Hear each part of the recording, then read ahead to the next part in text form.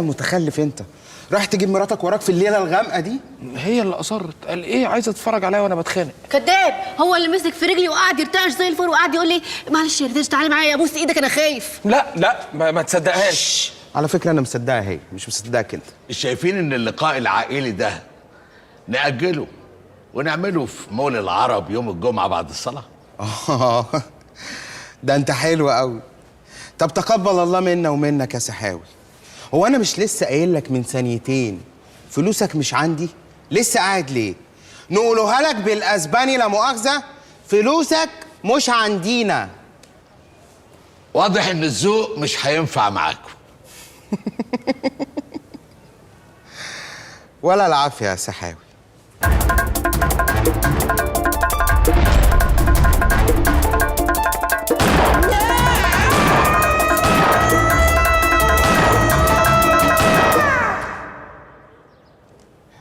معلش يا معلم، معلش انا اسف والله العظيم انا اسف. يوه احنا الكلام خدنا في دوكه ونسيت اسال حضرتك تشرب ايه؟ لا ما انت خيرك سابق. بترفع عليا سلاح يا امور؟ انت تعرف انا ممكن اعمل فيكوا ايه؟ انا رايي حضرتك تقتله عشان قله ادبه دي وتسيبني انا ومراتي نروح. اسكت يا ابني خالص. يقتل مين؟ يا معلم معلش والله العظيم هو الظاهر يعني ان احنا ما قدرناش حضرتك كويس. وانا اللي ما يقدرنيش ما يلزمهوش يعيش.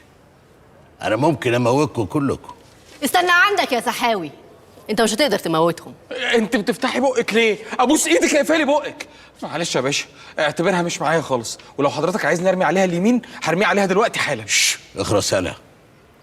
ما اقدرش اقتلهم ليه يا حلوه؟ وهتستفيد ايه لما تموتهم يا معلم؟ انت لسه عاوز فلوسك، ودول لو ماتوا مش هتعرف توصل لهم. وجهة نظر برضك. ينصر دينك يا مرات اخويا. ينصر دينك يا مرات اخويا. ما تنسيش يا مرات اخويا، لو ما دفعوليش الفلوس انت اللي هتموتي. حلو كده يبقى متفقين. يخرب بيتك انت بتقول ايه؟ ها يا فخر، هتقدر تدبر له المبلغ في خلال قد ايه؟ ها يا فخر، ادبر له المبلغ ايه؟ انت عايز تشيلها انا لوحدي؟ بص يا معلم، اللي قدامك ده لا يملك الجنيه اللي يحط بيه بنزين في عربيته. احنا لا مؤاخذه لما الفلوس اتوزعت كل واحد راح في سكه. ولا فيلم البؤساء ده ما يلزمنيش. انا كل اللي يهمني دلوقتي فلوسي ترجع لي. عين العقل يا سيدي المعلمين، بس اديني مهله شهر واحد بس، وانا هرجع لك ال6 مليون دولار على داير المليم.